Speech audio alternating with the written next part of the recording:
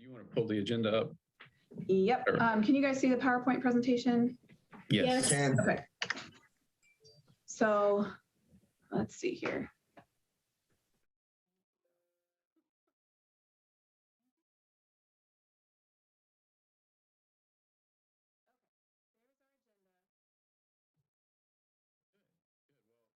Let's see, it's 9:04, so let's go ahead and get started. Let me first read the virtual meeting statement. So good afternoon, or good morning, I guess. Due to the governor's order, all members of the Citizen Bond Oversight Committee are participating virtually today. For virtual meetings, the committee members will be muted until asked to be heard, and then at that time, they'll be recognized and will be unmuted. When there's a vote, it will be necessary to take a roll call vote. A committee member will be recognized and will raise their hand and state their vote. Today's meeting is a public meeting, and the meeting will also be live streamed on the city's YouTube channel, which can be accessed through www.cityofws.org. Okay, a recording of today's meeting will also be available on the city's website following this meeting next week. So that being said, let's go ahead and take roll call for today, if you don't mind, Heather. Mark Dunnigan. Here. Gail Anderson. Here. Brian Heelan. Here. Brenda Diggs. Here. Mabel Stevenson. Was here. Is Mabel still with us? Let's see. I think she's muted. Okay, she's waving. We're going to take that as a here. Melissa Vickers. Here. Bill Hayes is absent, and Paul Ford is absent. Okay. Okay, well, thanks everyone for attending today. First order of business on the agenda is approval of the minutes from the July 28th meeting. Those were sent out in your packet virtually or by email previous to this meeting. Does anyone have any questions, comments, corrections to those meeting minutes? Okay. I don't think, Mabel, let me make sure I have you up here. Mabel, did you have any comments? Okay, thank you. Okay, that being said, I'll need a motion to approve those minutes. Move approval. Do I have a second? Second. Okay, roll call vote for approval of the minutes. Mark Dunnigan. Approve. Gail Anderson. Approve. Brian Heelan. Approved. Brenda Diggs. Approved. Mabel Stevenson.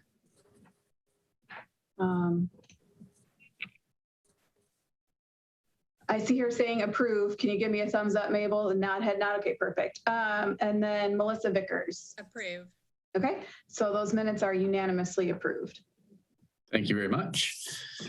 Okay, we have a lot on the agenda for today for new business. So let's start with a review of the council actions, which is something that we requested from staff at our last meeting, was all council actions related to the 2018 bond that we are overseeing. So let's see, I don't have who's doing this on here. That would be Heather, you have this one. Yep, I'm gonna pull that up on another screen here and kind of talk through those things. There's a lot in there. There is. Okay, so,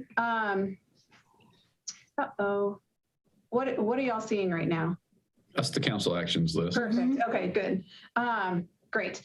So to kind of recap, I believe we've already in a previous meeting talked through the 2018 and 2019 items. So hopefully there was nothing surprising or new in that for anyone, but we can definitely address any questions or such related to those again if we need to. But where I'd like to pick up today is more on the 2020 and 2021 items. So I'll start with the 2020, talking about the housing items. Those basically took what we did in, let's see, August of 2019, where we allocated the housing bond funds into some big buckets. And then in February and November of 2020 kind of broke those buckets down even further, if that makes sense. So it's sort of saying, okay, we had put things aside for, eastward neighborhood revitalization. We put things aside for neighborhood revitalization. So now we're taking the bucket for that and breaking it out because there's a specific project that we're going to spend on now. Choice neighborhoods, that one, if you look farther up, in August of 2019, we used some funding to do the implementation grant, which basically was, we received that money to say, okay, we're going to make a plan for how we could do this Choice Neighborhoods initiative. Based on that grant and how that piece went and the plan that was developed there, then we were able to win the actual Choice Neighborhoods Initiative grant here in November of 2020. So that's what that piece is. So it's a whole bunch of money being infused into the city, and then we're matching some of that with the 2018 bonds. Okay, so it's kind of a continuation of something that you saw in 2019. Economic development, the commercial revitalization, again, like we talked about we allocated the housing bond funds, then we broke them into smaller buckets. That commercial revitalization in blighted areas was sort of a bucket that both this project in February 2020 and there's a previous one in November of 2019 was sort of breaking into a smaller bucket for that specific project. And the same with the economic development for sites infrastructure in October 2020. That Union Cross Road land acquisition was just the first project out of that sites infrastructure bucket. So are there any questions about any of those 2020 items? And I can pull up, scroll down and pull up the actual pages if we want to look specifically at some of the text too. And one thing I'd point out is, for the Choice Neighborhoods, which was a $30 million grant from HUD, that was a $3 million investment from the city. So that is a phenomenal return on the money invested in that particular program. Yeah, and a huge, it has potential to be really life-changing for some of the areas of the city where that's going to be spent. Are there more specific goals for those grants available yet? For projects, like how that 33 million will be used? Yeah, so let's look at the page 40.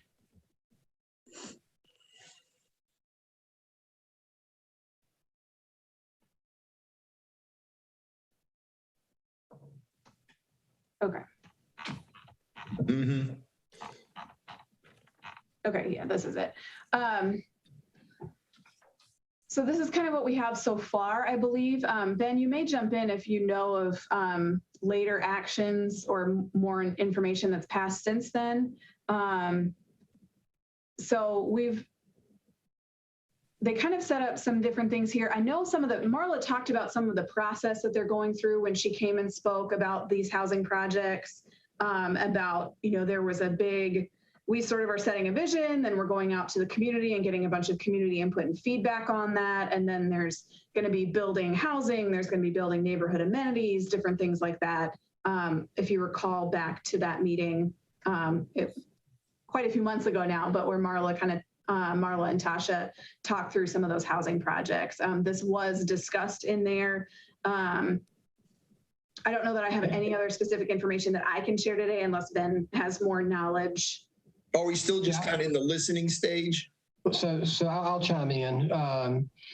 So the CNI encompasses more than just housing development. That's the largest component of the project. But in addition to that, there's a supportive services component to provide, workforce development and other, human services to the residents in that area, as well as what are called critical community improvements. There is a committee comprised of, residents and, other stakeholders involved in the initiative who are going through discussions right now about these critical community improvements. And those could be, infrastructure improvements, and there could be discussions about, I can't remember if they're talking about a perhaps some kind of community center, but improvements beyond just the housing development component of the initiative. And so they're working through that part of the project, and they have to submit proposals to HUD. I believe it's by February for approval. So we still have to get approval from HUD for those aspects of the project before we can actually move forward. So anyway, the total cost of the initiative, including the housing development component, is almost $90 million. So the $30 million piece of it is obviously the HUD piece, and then there's funds that the city has pledged. And the way that process worked was, the more that the city, demonstrated that they were contributing to the project, the more points we got, and that's how we were able to.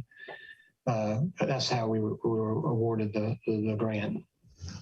And or Heather, you may have shared this before, but is there a list of the neighborhoods involved? It's mainly focused on the Cleveland Avenue area. Okay. So is that demolishing? Would that be demolishing what's there and rebuilding, or do we? I think that's mainly Brenda, the plan. It starts down at the old Brown School near the Kennedy Career Center campus, and it goes up, I think it goes up like 10 blocks or something like that north. Okay. We can provide you the map and some more specific information about the scope, of the project. What's the expected completion date again? 6 years. Okay. Yeah, the whole CNI grant is 6 years. Okay. Hopefully 6 years. We can provide you some additional information about that. Yep. Yeah, there's a website for it specifically to that particular CNI project has its own website. And then Ben, how long does that HUD process take for them? I mean, I can't imagine it's quick, but I mean, in terms of the CCI, the critical community improvements part of it, or as them giving the thumbs up. Yeah, I'm not sure what the turnaround is once they submit it by the deadline. But again, Brian, we can provide that information to you. Thank you. There is I know it's been in the news a few times about, is it Sunrise Towers? Down there on Martinsville. Yeah. That, and the big question is, where do you put the tenants that are in those locations? That's not part of this particular project. I know, but I'm just saying, where do you put the tenants in Cleveland while you're doing all of this? My understanding, we have some involvement in the project. The first part of this, Brenda, is where the old Brown School is. That's phase 1. So that'll be creating housing in an area that doesn't currently have housing. So that could be part of where some of those residents move while the next phase is being planned. I think what we'll do is see if Marla can come back and talk to us again about the Choice Neighborhood Initiative at a future meeting, and taking in some of these questions that y'all have asked here to give her direction on kind of what you're interested in hearing about, if that sounds good to you guys. Yes. Yeah. I think that'd be helpful for everyone. Right. Okay, sounds good. So I'm going to go way back up to the top. Okay, so that gets us through 2020 changes to the bonds. Then we kind of get into 2021. In January of 2021, Bellevue Recreation Center was originally basically completely redoing that rec center, was a LOB project, limited obligation bonds, but there was a desire to do more than what the LOBs were allowing us to do. So that's project is being supplemented with some economic development bonds due to the fact that Youth Build and SOAR work out of there pretty extensively. And then also Parks and Recreation bonds. And that funding came from the Park Land Acquisition bucket. We also had, if you remember when Tanique was here, she talked about the MUP project is now MUP East and MUP West because NCDOT was originally going to do one portion of it. They were not able to because of their contract ability being frozen for a while. So now we're constructing both pieces. So this additional funding both in January and then in June sort of gets us back some of that NCDOT money. And instead of us sending money to DOT to do the project, NCDOT is sending us money to do the project, is sort of how that's working. The Quarry Park Pollinator Garden, the city got a grant from the Winston-Salem Foundation to add a pollinator garden at Quarry Park as part of this bond project. So this amendment, we accepted the funds earlier, but this amendment takes them from our grants fund and puts them into the capital project so they can be spent. The first and second two-way conversion additional funding, there was an agreement with an apartment complex in that area to help construct some of the sidewalk improvements. The agreement was the apartment complex, as part of their building permission, was going to construct some sidewalk. They asked us if we could just add it to this two-way conversion project, but they had to pay for it. So this is taking in that money and then adding that to the project. This one, so we have Sprague Street splash pad conversion needed some additional funding because it essentially was going over budget. The purchase of the splash pad equipment plus installation was a little bit more than we anticipated. So this appropriates additional funding from other recreation capital project remaining balances from completed work. I believe most of it was not 2018 bond money. So it was sort of infusing other funds into that. And then Strollway, if you remember from some of our stoplight report updates previously, they were able to do the base scope of the Strollway and had significant funding remaining. So this amendment from August just gives permission to continue the additional scope of work with that existing funding in the project. And we have two items that were just approved in September, or I think it's two items approved in September, one for Easton and one for, I believe, a fire station. Is that right, Robert? Was there a fire station? Which fire station? 3? It was moving some additional funding around to add funding to Fire Station 3. Yes, that's correct. Okay. So we'll get those added to your next meeting. Just since everything here is kind of as of August, that was where I stopped. I'm preparing this. So we'll get the September items and anything that comes up again, kind of in our next update. So any questions? Do we want to look at any of those other ones from 2021? I want to see anything else. No. I think maybe moving forward, this might be a good thing to look at, Heather, maybe twice a year. Okay. You know, or something like that. But I don't think we need to do it every meeting because we probably wouldn't have a whole lot each time. Yeah. But you know, maybe twice a year just to make sure we're staying, you know, informed as to what's being moved here and there. That sounds good. We can definitely do that.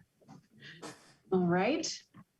So next up is our stoplight report review. I will say not a lot changed from our last meeting. I kind of went through and did some comparison. The major changes were the bicycle pedestrian improvements and the Easton Corridor area plan. Both are not going to meet this final completion date.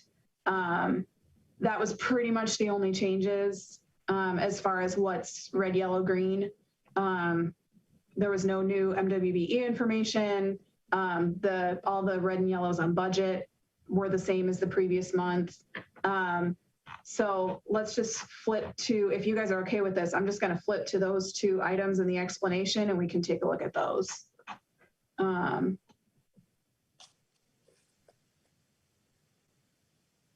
Okay, so bicycle pedestrian improvements. We were going to try originally to have this complete by December 2021. The scope was really slow to take shape. At first, we were waiting for the bike ped master plan to get passed. And then once that was passed, sort of like taking in feedback from council and others on what was sort of first priority and things like that. Throughout that process, we've also found opportunities to leverage those funds as matches for other bicycle and pedestrian programs. So now that's kind of been the way the department is choosing to approach this now, is using these funds to sort of as matches for other like federal programs as they come up. So it's slowing down the spending and completion process of this. But I think it's going to allow us to get more done, since we're going to be, kind of matching in with federal dollars to try and get that done. So again, kind of like we were talking about with Choice Neighborhoods being able to use bond funds to leverage for that grant. That's kind of what the approach that we're taking with these bike ped projects. And then the East End Corridor Area Plan, the exact scope for this was not defined at the time that the bonds were passed. We knew we were going to rely on the published East End Area Plan, but there was a lot of conversation ongoing with the council member who, if you remember, changed during the bond passage process on what exactly they wanted to see this look like. So that conversation recently concluded. There was management and the council member came to an agreement on what to focus on. And so now we have a revised timeline for that. And it's now projected for May of 2023.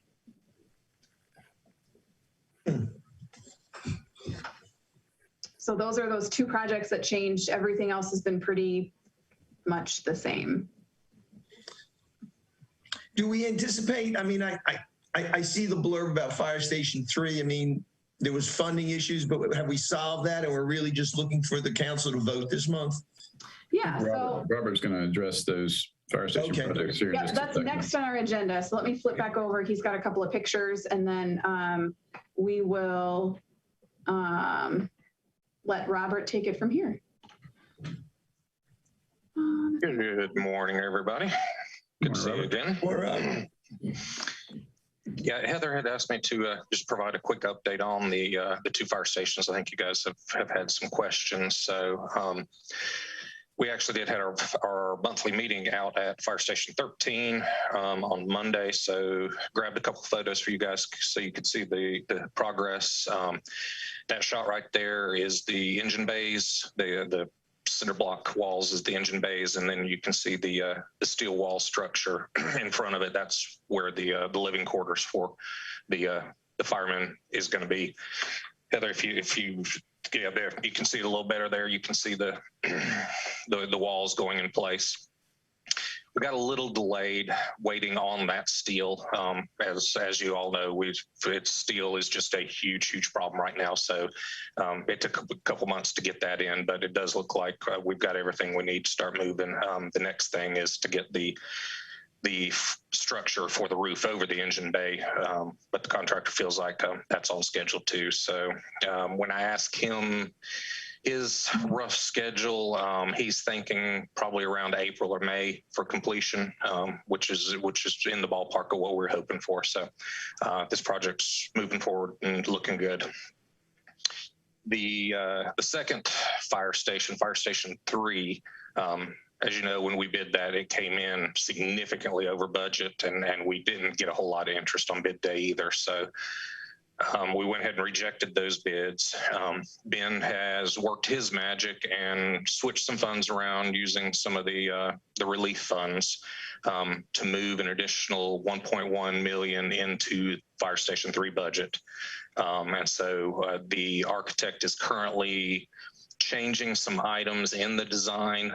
There's some things out there that are almost impossible to get, especially the bar joists for the roofing and stuff like that. So he's making some changes to avoid those items that we're having trouble finding.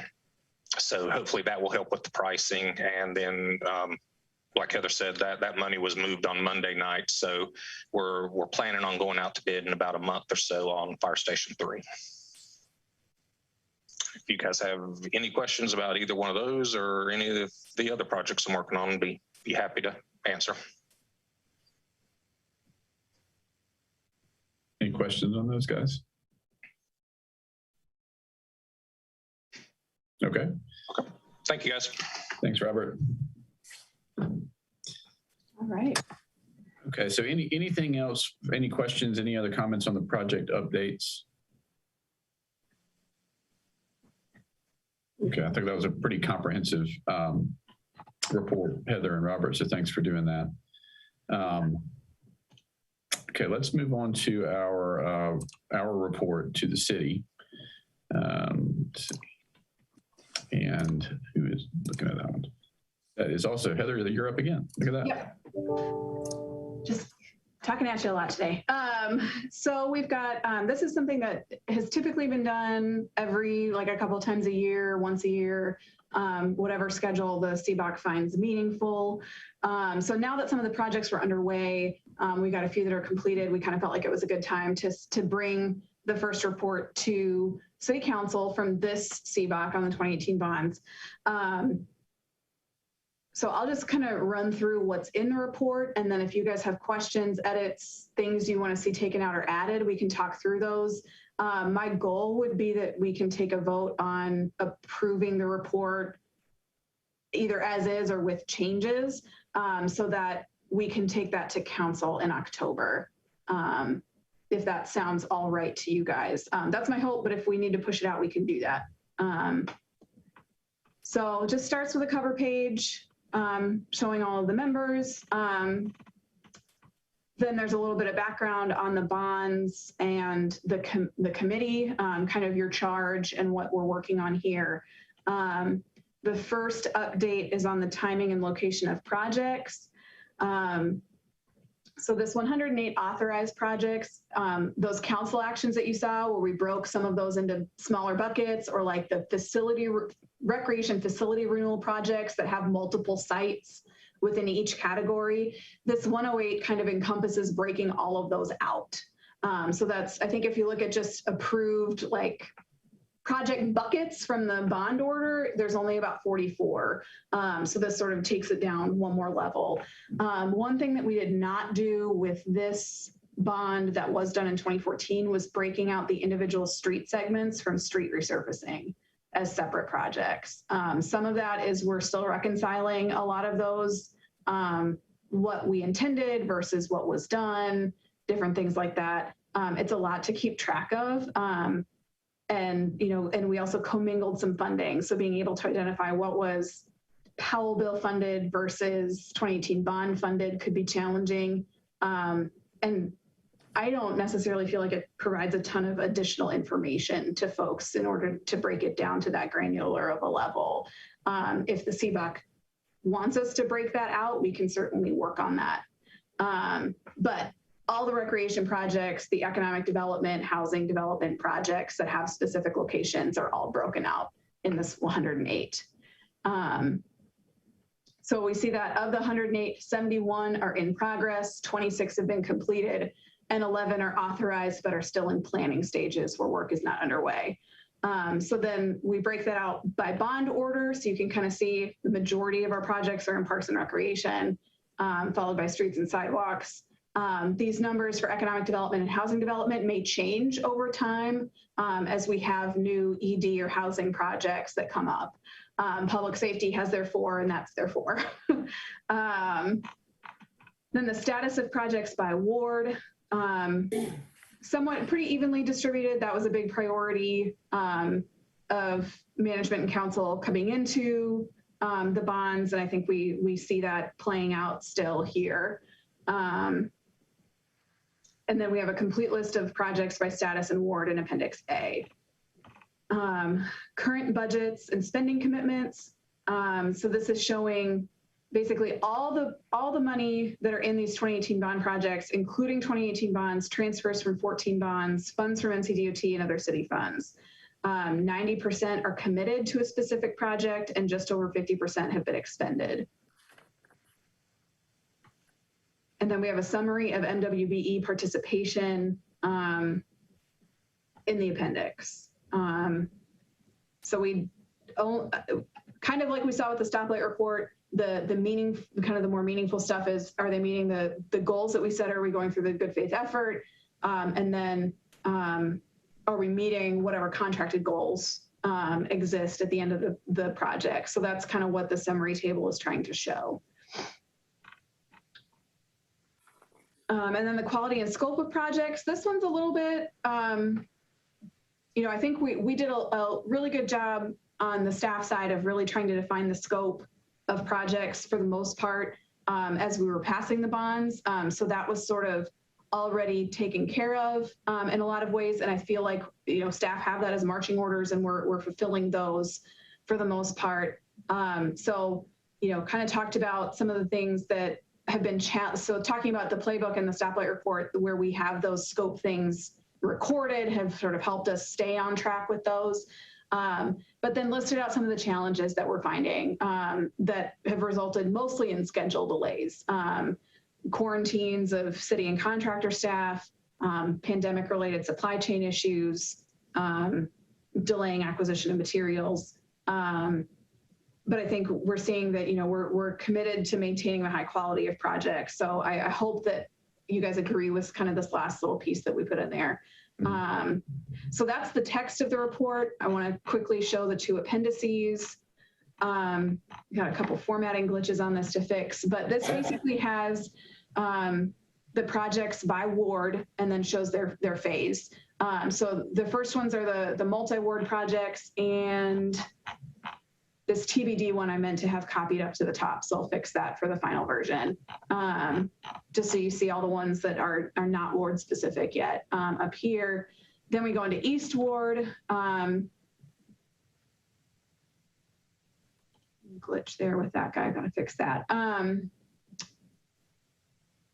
My goal was to have all the completed ones at the committed first, and then complete, and then in progress of some stage or another.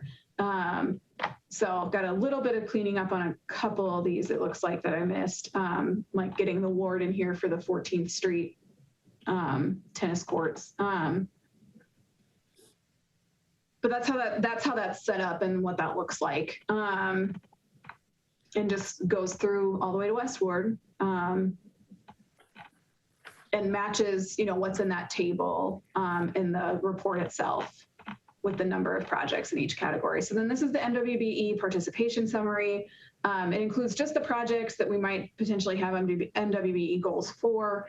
And then kind of similar to the stoplight report, has what the goal originally was of the city set, what was the contracted amount, and then the final amount. So, and kind of as we've done with the stoplight report and the appendix before this, highlighted projects are those that are complete.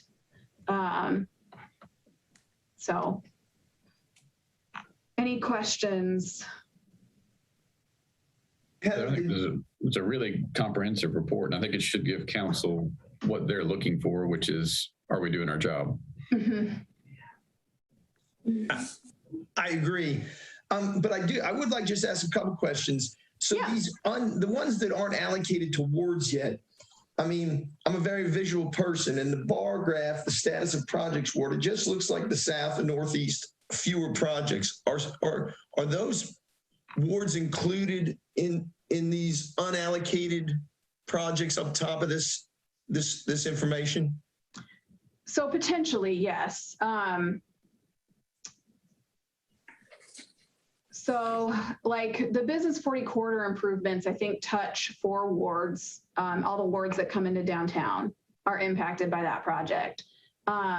Neighborhood revitalization definitely is, I think, and if I can find them, some of the neighborhood revitalization projects that have been approved so far are impacting other wards. I'm not quickly finding one, but they're out there. And so like neighborhood revitalization is a big bucket for sort of the entire city, but then as it gets as projects are identified, they'll end up on that list. So like, well, here's an example for economic development, right? So commercial development in blighted areas is a big bucket. It's going to show on the no ward or multi-ward project at the top. But then here we have commercial redevelopment in blighted areas, College Village is in the west, College Village is in the West Ward. So that's come down here as an additional project in the West Ward, if that makes sense. So kind of as those things get broken out, they'll end up there. Yeah, so all these downtown Business 40 related ones do touch multiple wards. And then some of these other ones will get broken out there. Parkland Acquisition is another one where as we've approved projects out of the Parkland Acquisition and Park Development, there's been one or two in the North Ward so far. You can see here, Crossmore and Long Creek. So those get broken down, but we still have money left in that big bucket. So it's still up on that no ward list. Okay. Thank you. And you're right that those the no ward projects are not captured in that graph of by ward at the top, or maybe they are. I forget. Did I add multi-ward in there? Let me look. I don't see it. No, I took it out. So this graph won't add up to the total 108. Which I think is fine. I mean, until they're committed, until the funds are committed to a project in a ward, let's just exclude it from the graph. Okay. Heather, after this report is presented to City Council, will it go on the website somewhere for people who want, some of the detail? Ben, I'm going to kick that question to you. Did that happen with the last CVOC? We'll do that. Okay. We'll do that.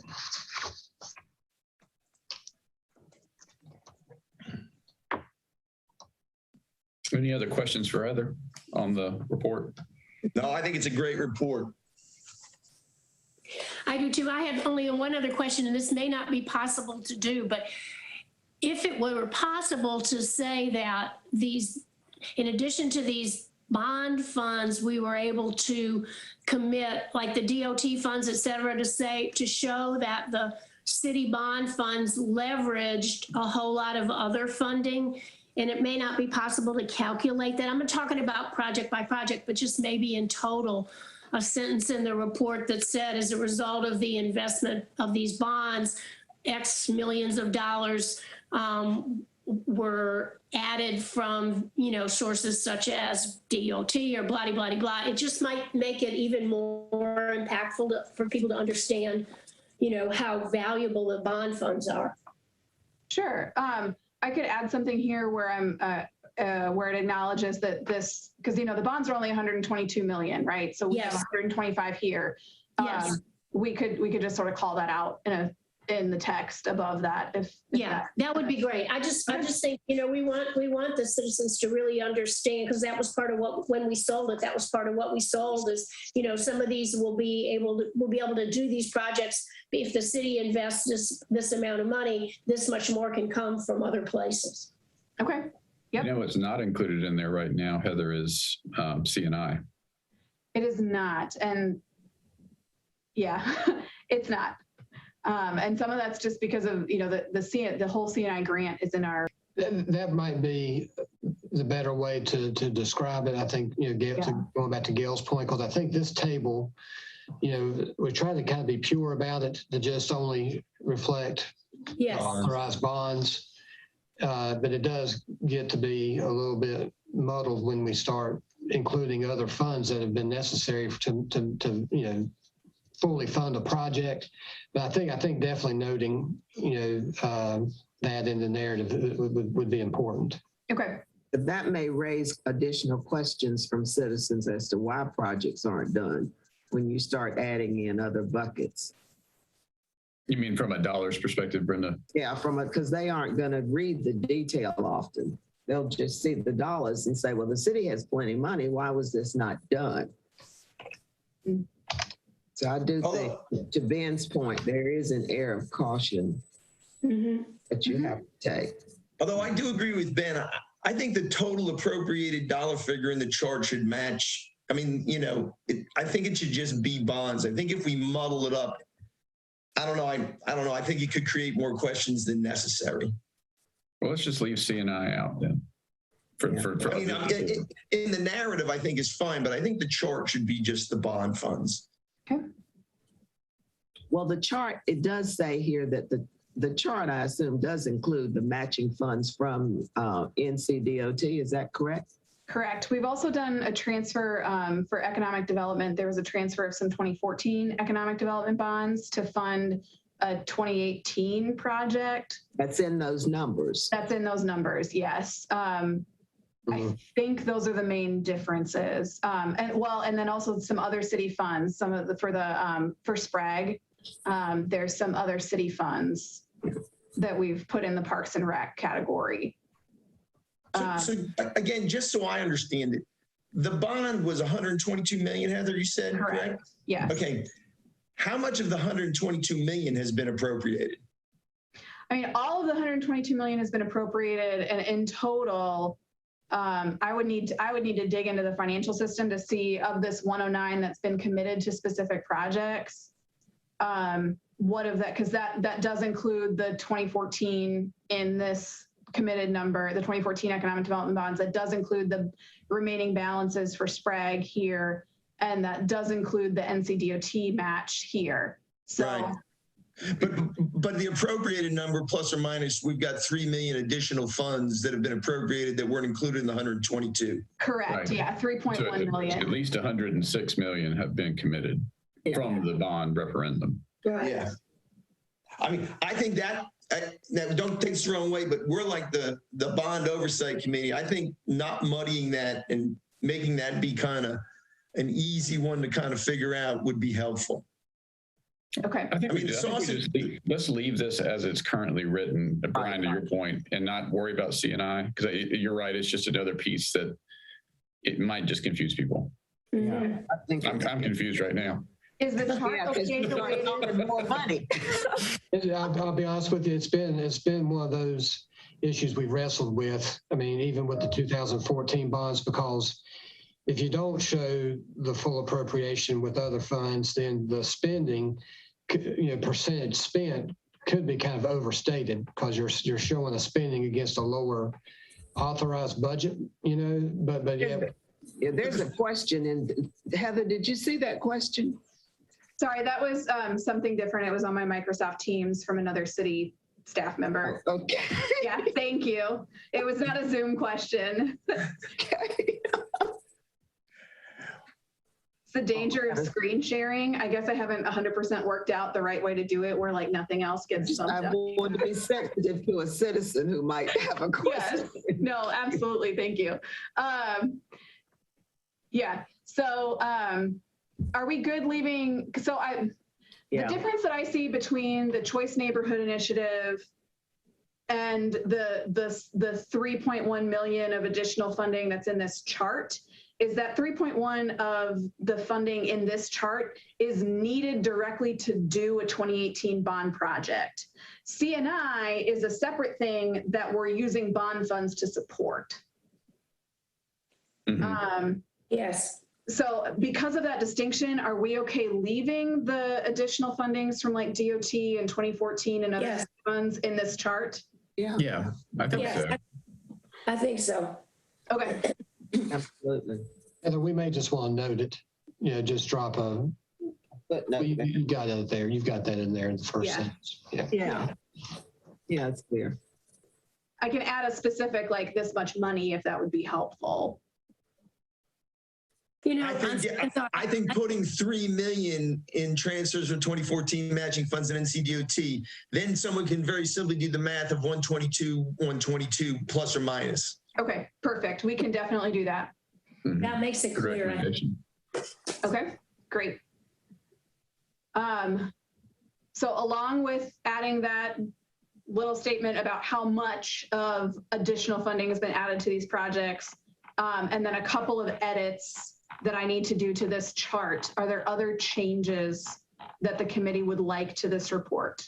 No. I mean, as much as possible, I think not having something allocated to award, the fewer we have unallocated, the better off we are. I mean, that's just that, you know, whatever is possible kind of thing. Okay. That I'll review that again as part of my edits and make sure that we've done everything that we can there. Maybe a footnote, Brian, that says it would move into allocation to a specific ward or something. I mean, is that what you're saying? I'm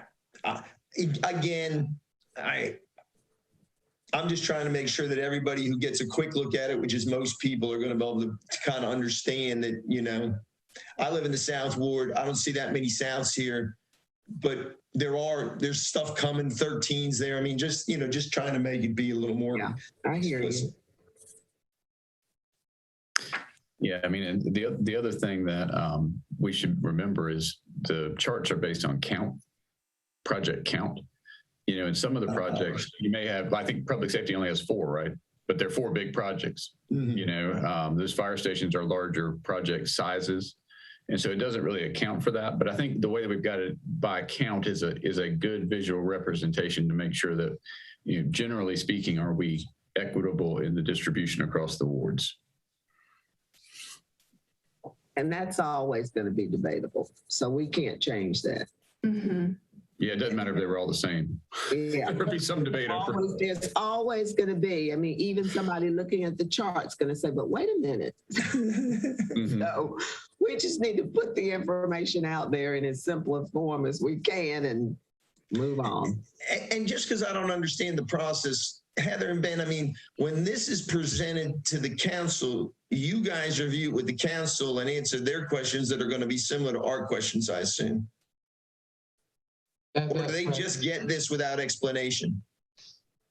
So no, I mean, they'll get this report, you know, because this is part of the charge of this committee. We're actually going to be working on a even more comprehensive report that'll go beyond, excuse me, I got a gnat, that'll go beyond just the 2018 authorized bonds. Council has requested a comprehensive report on all the bonds, all the financings that they've approved here recently. So 2014, 2018, the limited obligation bonds. So this will be part of that package to let them, you know, read how, you know, your work and your oversight, you know, of the 2018 bonds. But I mean, I'm sure that they'll ask, you know, similar questions. Ben, I should know the answer to this, but I don't.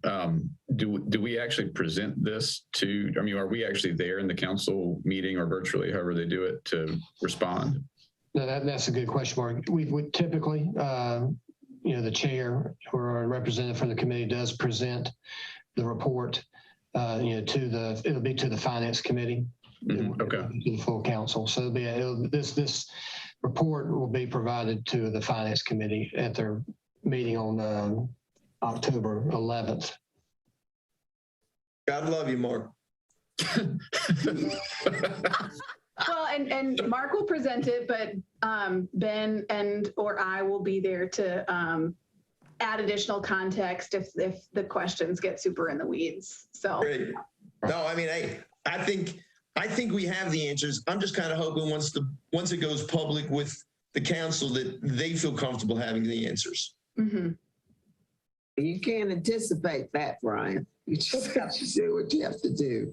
I understand. I have a question. The last grants that we reviewed, are we going to get an update on that? Or yeah, so that's next on our agenda. I would like to get, if Chair Dunnigan is okay with this, I would like to get a stamp of approval, potentially a vote on taking this report to council, just so that I have official go ahead and do this, and we have our clear orders to put this on the October agenda.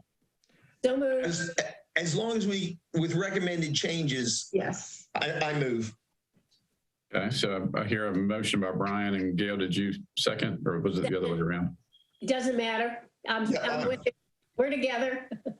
Okay, so we've got a motion and a second. Any other conversation about the report itself?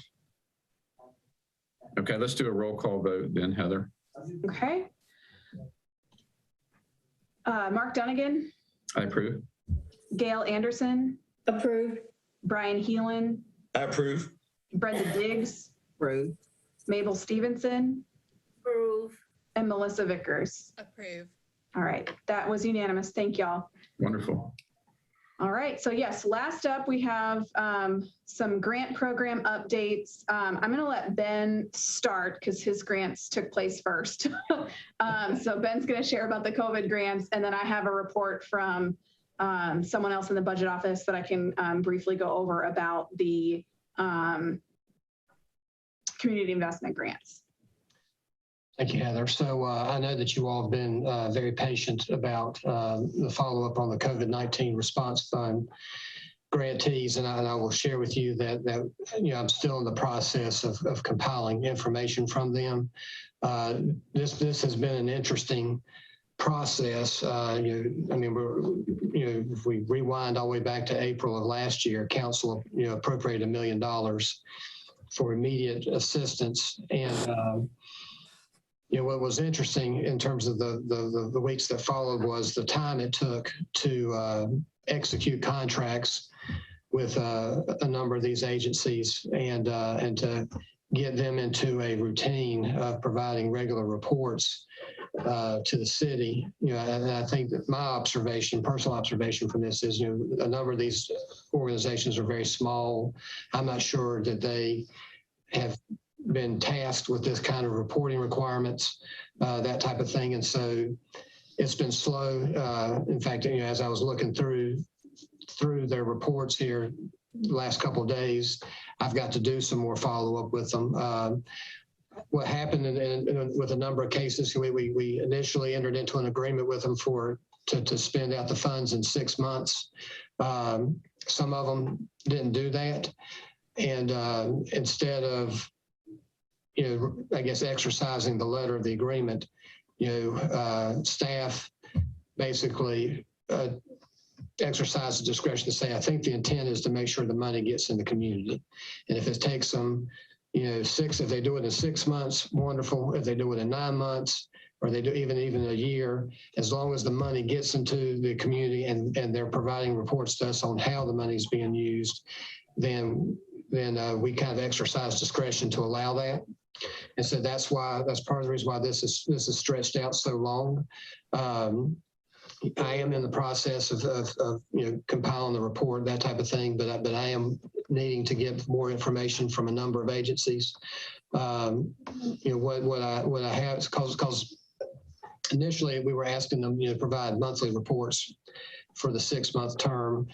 And it quickly became apparent that they needed to also give us a final report and just kind of summarize everything that they've done. And so, and then also too, we require these organizations to submit external audits, which introduced a whole new dynamic and challenge for some of them, because an audit can be very expensive for an organization. And so we've worked with some of them. We've been flexible on what we mean by an external review, whether it's an audit or a management review. And staff even developed the framework for what's called an agreed upon procedures review, where basically a firm just looks at, their checking account, their financial policies. And if they kind of check off a number of those items as controls, then it's not necessarily get an opinion from the firm, but at least we have some kind of external review that they are capable of managing, their finances and managing the grant. So I apologize that it's taken this long, and we are going to provide you all a final report once I get all that information, because looking at what some of them have sent me so far, I mean, they've done a lot of good in the community. I mean, I'll just give you one quick example. Diaper Bank of North Carolina, they distribute over 500,000 hygiene products, and probably over 300,000 of that were diapers. But I want to be able to provide you all not just some of that activity information, but something that was very important to council going into this process was, not, in terms of looking at clients and client demographics, how many were female versus male, how many were, you get the breakdown by race, also by zip code. And that proved to be, I think, a challenge for some of them because it's, for example, if they were just distributing meals, they might not have, had the tracking mechanism in place to know exactly, where the recipients, live. So we want to pull together something that's going to be meaningful. It won't necessarily be perfect, but it'll be meaningful. And, but we do need to do a little bit of follow-up because I want to make sure that they all comply with, the requirements of the agreement. In particular, a final report, because that just makes it easier to compile the information. But also, if anybody were to ask, well, I want to know specifically what the Forsyth Backpack Program did, we'd be able to produce a report that would summarize everything they did during the period of time it took them to spend the money, whether it was the 6-month term or whether it was longer than that. So I'll be happy to answer any questions. Ben, do you see any red flags at all right now? I don't see any red flags, Brian. I mean, I think it's more of just it's the follow-up.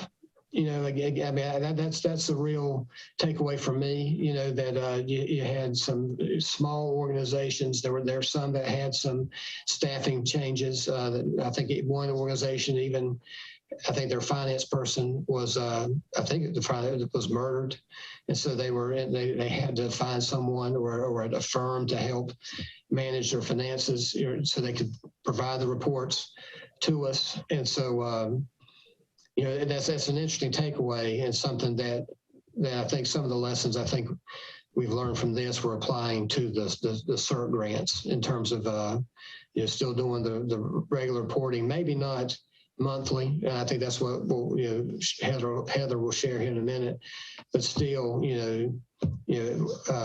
just trying to work with them because we know that some of them, their capacity, their administrative capacity may be limited. I think it's these grants were made in an emergency type environment and situation. And I've been involved in another grant process that, again, because of COVID, because of the impact to the community, and particularly this one was small businesses. And it is amazing that we have organizations and businesses that don't have the financial knowledge, resources, and so forth. And so what I have found is necessary is we can't expect the level of reporting that we would normally, under normal circumstances, demand. But we do need to make sure that the dollars are spent as they should be spent. And in this situation, the other one, where dollars were perhaps maybe not. And I think that's a red flag that Brian may be speaking of, is if the intent and the purpose of the funding was for X and X did not occur. So have we had any situations where, like they didn't spend the money in 6 months? I mean, are we comfortable in asking what happened? Why? Because this was all an emergency kind of event. I mean, Brenda, I can certainly, we can certainly do that follow up with them. I mean, I can tell you that from the reports that I've reviewed that the money, for the most part, was used for program expenses. I mean, they may have applied a little bit to administrative overhead. And then I think that and I think as long as they were informing us, of what they were planning to do, I mean, they submitted, not all of them submitted detailed line item budgets at the beginning of the term, but they were required to provide a budget, so we knew exactly how they were planning to spend the funds. So I have not seen any cases where they just use the money to fund overhead, administrative, management expenses, and it did not go into direct program expenses. are plans changing and we didn't know they changed and we didn't get them used for that intended purpose. These are red flags. No, that's a very good point. I'm trying to remember. I think that one organization, did reach out to us and ask if they could use the funds to invest in some equipment to expand their food pantry.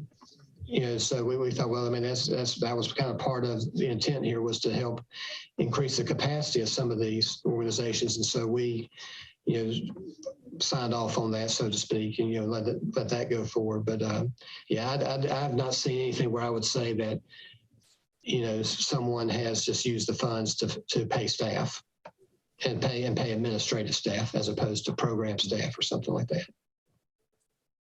But it's stated in the agreement, and they know this, that if we do see something that we are concerned about, a red flag, that the city reserves the right to go in and take a closer look at their finances. Good. So one question, this may not be an eventuality that we need to even worry about, but if we get to the end of a year or whenever that period of time has been, and somebody hasn't spent the money, did we just ask for it back? Yeah, I think that that's a good question, Mark, because again, as I stated a moment ago, initially we wanted to work with the agencies and recognize that some of them, that their capacity to maybe scale up, wasn't such that they could spend the money in 6 months. I mean, here we are, well over a year, after the council appropriated money. I think it's going to be something where I think that it's going to be incumbent upon staff to do whatever follow-up we need to do with those agencies that have not demonstrated they've spent the money, to find out what their plan is, and honestly probably to determine, okay, you've had over 12 months, and if you haven't spent it, then we need to be prepared to exercise the provisions in the agreement that would allow us or require them to repay the city. I think that if they have not given the conditions again that these grants were made, if the money is sitting there a year out, even to me, 6-9 months out, there's a big question for me. And I do feel that if it's a year, then the city needs to be looking at, maybe they really didn't need the money. I mean, that's just. Oh, or maybe even, I think, as Ben said, maybe they just weren't able to scale in such a way that allowed them to do what they planned to do. Yeah. But which is okay. It's okay. It's not. We would prefer that was not the case, obviously. But now we need to decide what are we going to do. We do need a reason, because again, emergency, COVID-related emergencies is why these funds were even allocated. Right. But do remember that in many cases, they didn't get the full amount that they requested. So it may be a situation where they weren't able to do it and they need to give the money back because they couldn't scale the program up, because they couldn't get the other funds that they needed. We just don't know at this point. We don't know. Yeah. Again, which I mean, going back to the process, the applications that basically said, if you can't give me what I'm asking, I don't want anything. I respected those statements. I mean, those people knew what they needed to accomplish their goal. And unfortunately, they didn't get any money, but that was the second grant process that statement was vividly in. I don't recall that in the COVID grant process. All right, then I apologize. I'm correct. No, I think you're right. I think that was the second round. Yeah, the second round, they vividly said, if you don't give me what I want, I don't need it. Yeah, exactly. But nevertheless, circumstances change too. So I think the city, as long as they're communicating with the city and the city feels comfortable that the intent has been carried out, I think we can be a little bit flexible. But on the other hand, it's the taxpayers, it's money that we have to be credible with how it was used. Right. Hey, Ben, I have a question. What is the percentage approximately that you're still waiting to get feedback from? Yeah, I would say probably it's less than a quarter of them. I'm looking at my my list here, and I've got a couple that I've already sent them emails saying, hey, I need your reports. If it got lost in my email pool, then just send them back to me. But yeah, it's a good number of them. They spent out the funds probably in 6 to 9 months, and they've provided the final reports, and they've provided an audit of some form. It didn't necessarily have to be an audit specifically of the city grant. It was just, but we wanted an external review so that there was a documentation that their financial practices and controls have been looked at. So, yeah, so I'm hopeful that I'll get a good response here and be able to finish out a report to really show you all, at a high level overall across all 23 grantees, what they were able to accomplish in terms of clients served, the demographics, the location, but then also even by specific agency, because I think some of them, really, I think there's some neat highlights about how they utilize the funds. Does the council expect to have a report on that particular cycle? Well, my intent, Brenda, is to provide them this report. That once I present it to you all and get your feedback, then I would then forward that on to the council. And then is that something that would be publicized? Something that like the public would generally have an idea? Because I think. Oh yes, I would envision, Melissa, that since we still have the webpage that shows, the list of agencies that receive funding, that this would just be a part of that webpage, going forward, and we would, hopefully kind of point that out, that this is kind of bringing closure to this particular, effort on the part of council, and then we'll do something similar with the CERC grants. Ben, and just as part of your report, I think it might be good for you guys to have some kind of summary of kind of like what you might have done differently now that it's kind of completed, just as a learning exercise for the next emergency. No, that's a great point, Brian. And in fact, I when I was kind of outlining the report, one of the last sections that I was going to put in, I called it lessons learned. Or findings, observations, something along those lines about, because a lot of these, as we know, were smaller organizations that have not participated really in the city's annual community agency funding process. And so, so that it presented itself with some challenges and just, that we had to kind of work through.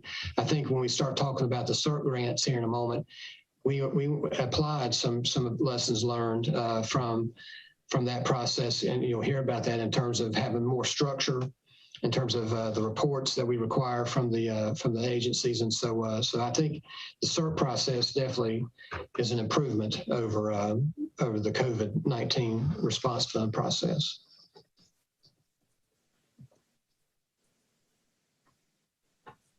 Okay. Any other questions for Ben on the grant process? So we'll look forward to that that report, hopefully next meeting or the following meeting beyond that. Any other questions for Ben? Okay, so Heather, I think you've got the last piece here. Yep, and I'm going to apologize on the front end. I don't have a ton of background knowledge here beyond what Tanya has sent me. So questions, I can take them down and probably get them addressed for you next meeting or via email. So just want to state that up front and apologize for that. But Tanya Banner, our administrative assistant in the budget office, helped prepare this. So this is sort of an update after our first round of bi-monthly reporting for the social justice or community investment grants. So as a reminder, those agencies will present 3 bi-monthly reports during a 6-month period and then a final report at the end. So this is the first kind of check-in with them. So we had 4 agencies that declined the grant, and then Partnership for Prosperity executed their grant, but then has kind of gone radio silent. We didn't get a payment request. We didn't get a report from them for this first reporting period. Other agencies that have not yet submitted their first quarter reports are Dress for Success, Boston Thurman, United, New Life, Mwbe, Hoops for Life, and Green Nest. And then we have 4 agencies that when the program that they applied for doesn't start until the fall. So they're kind of just getting started a little bit later than some of the other agencies. And those include the Theta Center, Lead Girls of North Carolina, ESR, and Happy Hill Neighborhood Association. We also have 1 agency whose contract has been delayed, and that was Neighbors for Better Neighborhoods. But we did finally get that routed for signatures last week. So she summarized it here. 4 agencies declined the grant, 11 contracts are off schedule, and 30 contracts are on course or on track. And Heather, what did we miss with the 4 agencies that declined the grants? I'm assuming, based on conversations that I've been a part of without actually talking to the agencies myself, I'm assuming that it's the funding amount was not sufficient to do the project that they had pitched. Do we know how much money is that totaled? I don't, but I think there's someone else that will, so I can make sure that that is provided to you all. Thank you. Mm-hmm. I think that, I mean, it is a really good question. Yeah. Interesting that they would totally decline. And so, Well, again, it goes back to I think what I said. I mean, maybe they felt the same way, but didn't put it in their application. And, but I mean, it certainly, I think lesson learned, that question was included, wasn't it? It was. Well, yeah, it was in that second grant process. Yeah, right. Never mind. Yeah, I this agree. is the first time that I've ever experienced an organization or group declining a grant because they didn't get what they wanted. I mean, And I'm not sure if there was just a mismatch where, they're used to seeing, oh, maybe I'll get 80%, but they only got 20% this time or something. I don't know what I'm throwing out random numbers. So I don't know if that impacted it or if they decided as they got into it that the reporting requirements are too stringent. I'm not sure. So we'll make sure to answer both of those questions in our next update on these grants. and what So happens did to they that give a money? reason or did they? I'll find out. I don't know for sure, Ms. Diggs. Yeah. And Ms. Vickers, you're asking what happens to that money now. And I think there's been some discussion and trying to figure out how we reallocate that out. Because like Ben was talking about, council's intention was to get this out in the community to do good work. And so I think that's still the goal.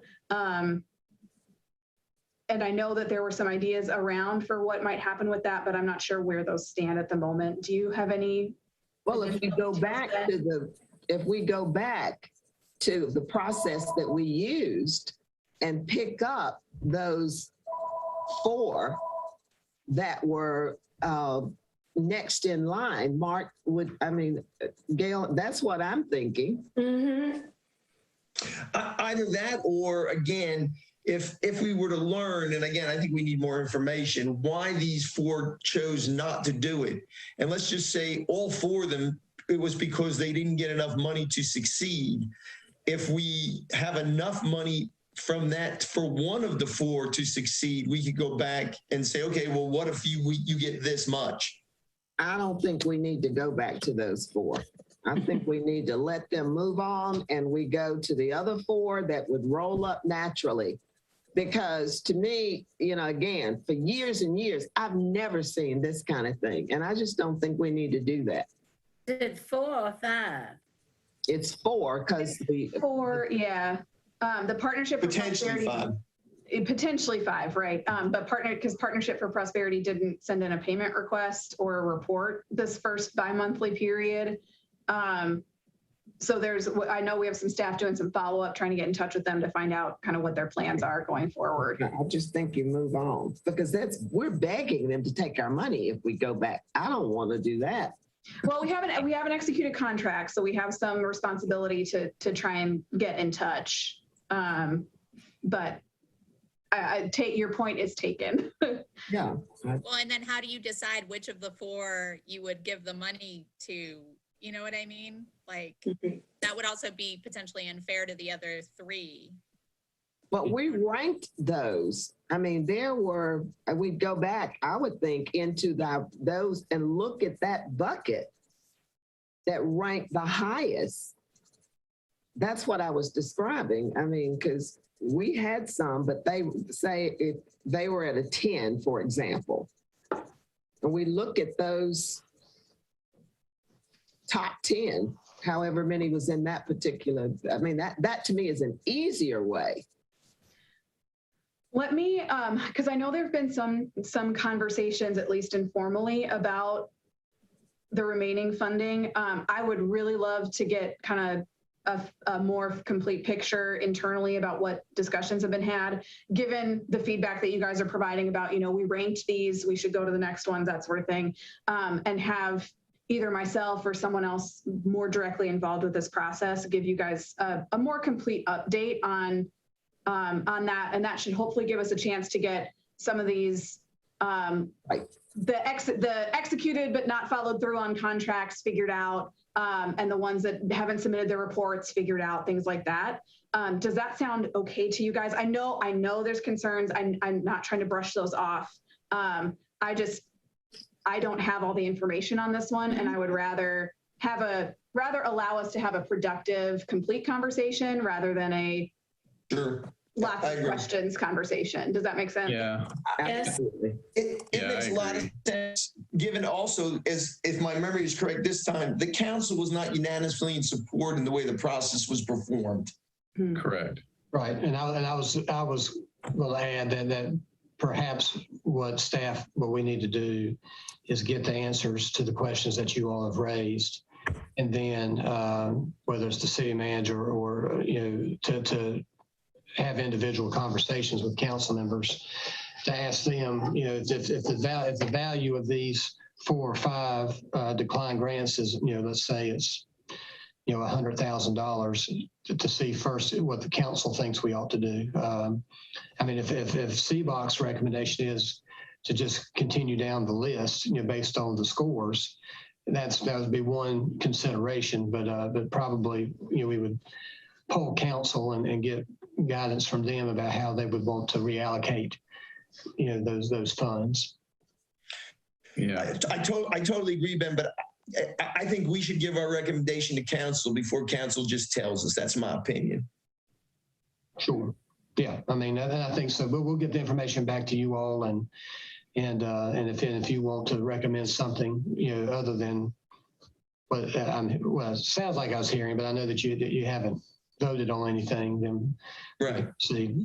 Yeah, we probably need to take a look at what the values of those 4 were. And then I think, Ben, I was just looking through my email. I think what Patrice sent after the meeting where we made the scoring matrix was just the ones that were awarded dollars and not the ones that sort of came below them. Okay. In the scoring. So it would be good to see, what were the next couple. Yep. In whatever categories those were, because there were also separate, there's 5 categories, if I remember right, that these fell into, and I'm not sure which of the 5 categories. They probably aren't all in the same one, would be my guess. Yeah. Where is Patrice today? Well, Patrice is now an assistant city manager. Oh, well, I know that. So aren't you an assistant city manager? Well, I am. Ben is we only get one. the assistant city manager over the budget office, which Right. provides staff support to this committee. Patrice is no longer involved with the budget. Oh, okay. She's now over mostly public safety and community development. Right. Okay. Well, That's great. So her responsibilities have shifted, and so she's no longer part of the staff support to this group. And that's not to make excuses or anything, but that's, again, a little bit why I don't have as complete information right now, is that we're working on transitions and handoffs. That's great. It's great. These. So yeah. I just want You tell her that we are missing her and she can still come visit.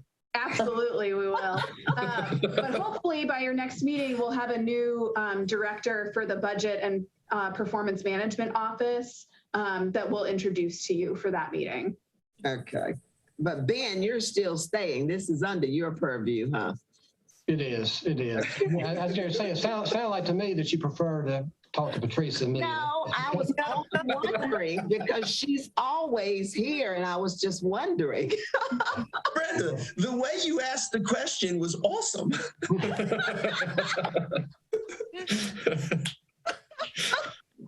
We're excited to have her in the city manager's office. So I was totally excited that she received that promotion. She's earned it. Agreed.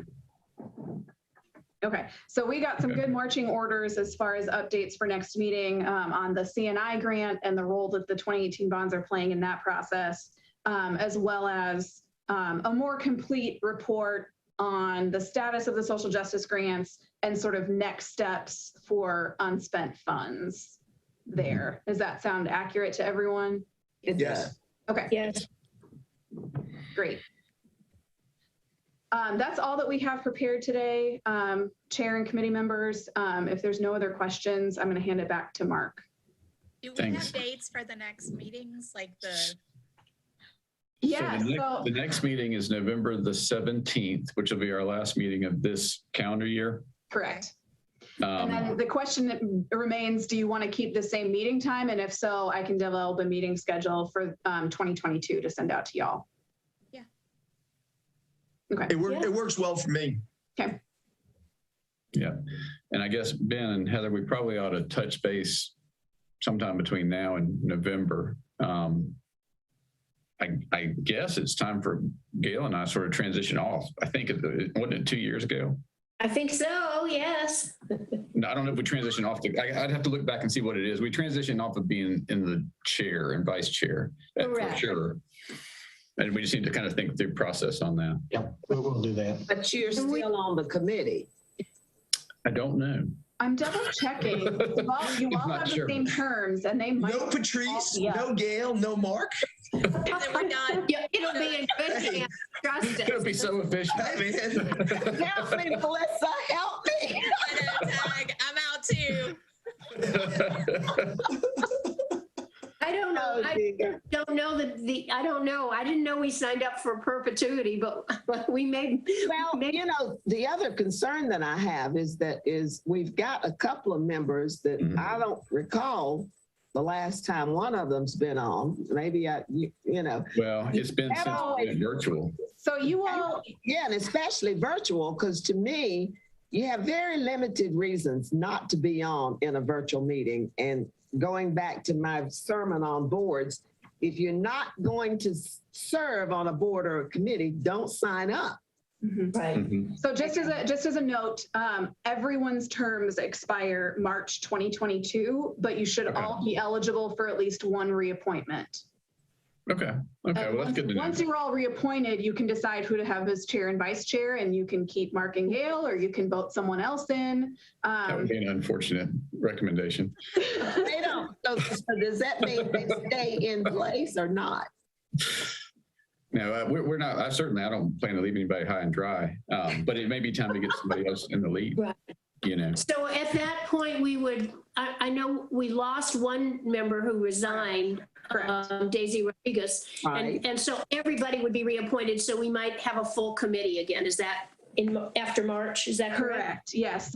So we have submitted the vacancy for Ms. Rodriguez's seat to the mayor's office for an appointment already. And I don't know if we just don't have any applicants for this committee or I don't know enough about that process to speak on it.